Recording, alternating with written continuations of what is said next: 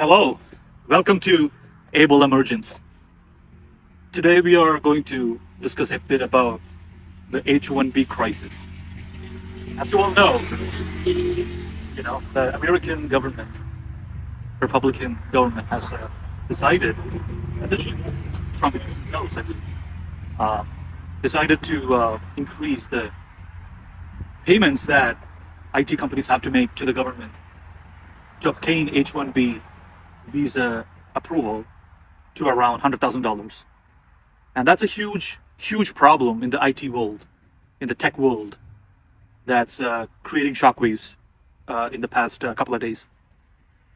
So as you know that a lot of foreign workers, majorly Indians, at least 70% of Indians are part of this H1B visa immigration.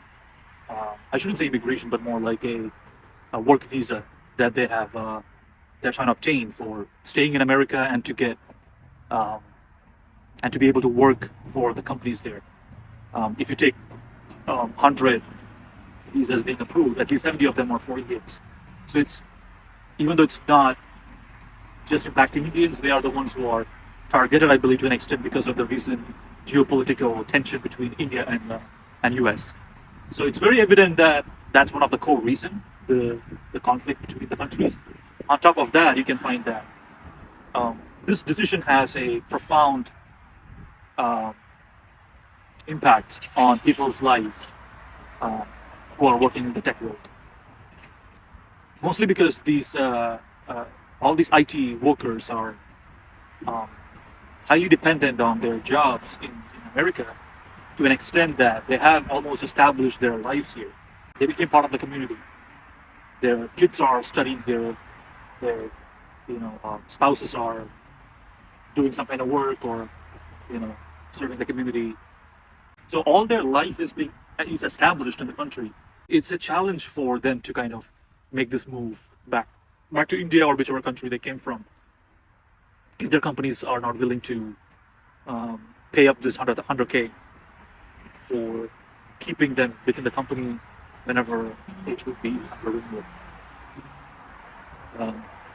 The other reason that such a policy has been put in place and signed into effect by Trump is that they are foreseeing the effects and impacts of AI. So they very much know that many of these low-level or mid-tier jobs are going to be extinct, and that can be done because of using the AI technology, right? So they're very much aware that the forthcoming of this technology and the growth of the industry is going to displace a whole lot of workers like that. They want to take a measure right ahead to ensure that their economy prosper, the American citizens prosper in a way that they are getting more and more employed in the tech world compared to getting all these workers from other countries, and reduce the employability of Americans themselves. So these are the motivations behind this policy, I believe, and it has a huge, profound impact on all these technology workers and skilled workers from other countries, especially in India. You can see that these trends are impacting the IT companies in India quite drastically, because IT companies in India are service companies. They are essentially servicing majority of the companies are servicing the product companies in America, and the moment they lay off all these H1B workers, or they would see a high number of projects being dropped, right, because of this H1B crisis. So not just the people in America would be displaced, but that the projects would be also dissolved, right? That would be cancelled, right? So all this can create huge revenue impacts for these companies. And that's not good at all. So it's very important that we discuss about it and how to tackle this moving forward. So I believe because of the recent development, many of these IT employees have to go back once their renewal approaches, right?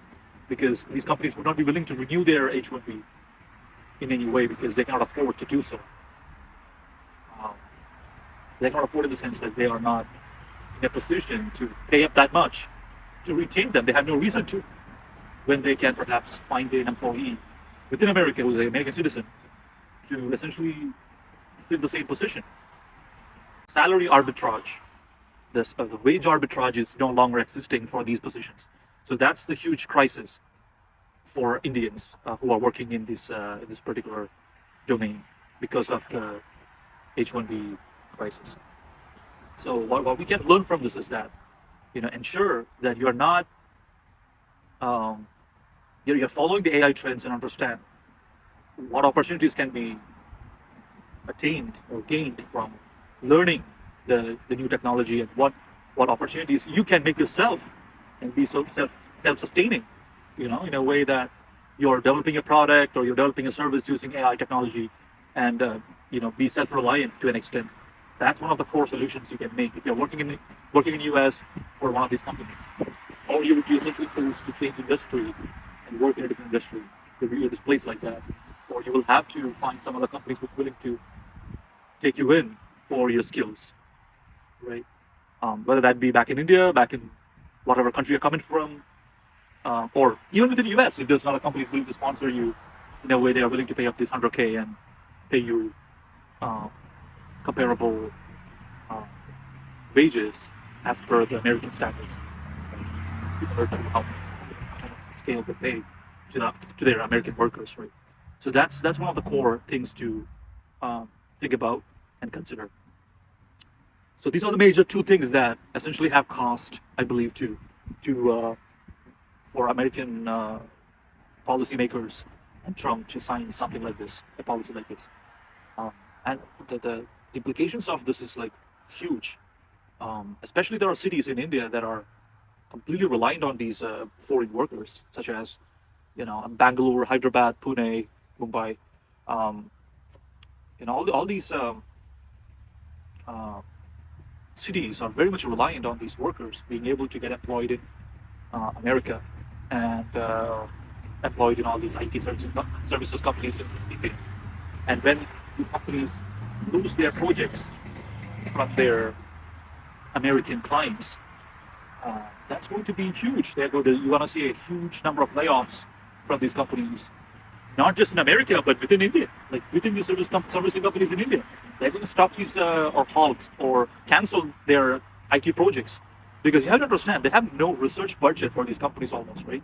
Because comparing to their American counterparts, American product-based companies, if you look at the Indian servicing IT companies, what you will find is that they have barely any budget for R&D. They probably spend like 0.5 to maybe maximum 2% into their R&D from their revenue, right? Or from their profits even, right? Contrarily, the American product companies or all these large big tech companies like IBM, Nvidia, Microsoft, Google, and all that, they pay up at least 30 to 20% of their bottom line into R&D projects, and they're constantly improving that. So I think Nvidia is the highest in terms of spending on their R&D. So as you can see, it's really challenging for IT companies to survive in this ecosystem unless they're willing to change, unless they're able to make that shift, right? So yeah, that's where things are going. It's getting really tight and challenging for technology workers, technology skilled professionals to sustain in this ecosystem and environment, which essentially they have created themselves in a way, right? They have built these products, they have became part of all these projects themselves and pretty much dig their grave, I have to say. Yeah, so that's where things are going, and that's a reason for all this H1B crisis that's happening in this past few days. So I hope you can navigate this well, and I wish everyone who got caught up in this crisis, I wish them well, and I hope you will get it sorted out. And thanks for listening. Take care.